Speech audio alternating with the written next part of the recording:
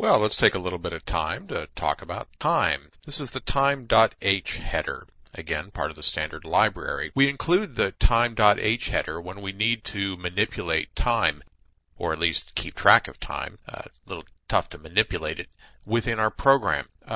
Here is a TM structure definition. This came straight out of my time.h header on my compiler, and it should look the same as yours if you're on the Windows platform. If you're on the Linux Unix platform, find your time.h and take a look, and you should have exactly the same struct layout, but you may have other information in the time.h, a little different than what we have here.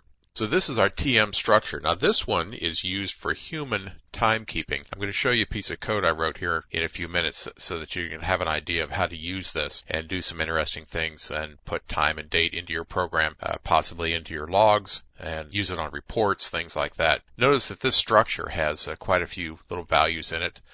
Seconds after the current minute, minutes after the current hour, hours since midnight today. So that's basically military time, 24-hour clock time, day of the month, month since January, and so on down the list. So we're going to use that TM struct in a few minutes when we look at our time program. But that's one of the more important things that time.h sets up for us is this TM structure.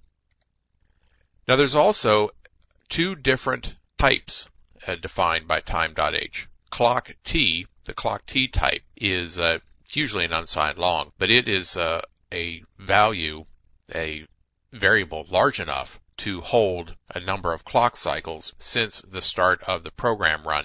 There's 1,000 cycles per second, at least in my system, and that will be implementation dependent, and it will be defined in time.h. Here, for example, if we want to time a simple program, we could pick up a start clock, create a variable called start clock, and it's of type clock T, and then somewhere in our code we would say that the start clock equals clock. That's the function, one of them defined in time.h, which will return the number of clock cycles since the start of our run.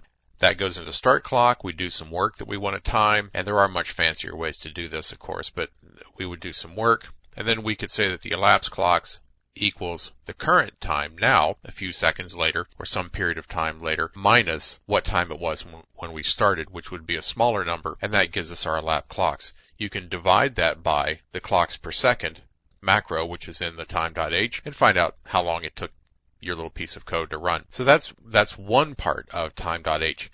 What we're normally more interested in is human time, day of week, minutes and hours and things like that. For that, we use the time t time value. This time value is a number of seconds since a date, usually 1/1900, something like that, and we don't really care about that number, but that number will be used to populate that TM structure that we saw before and get all the day of the week and the hours and the minutes and all of those things. So let's drop out of here and take a look at a piece of code.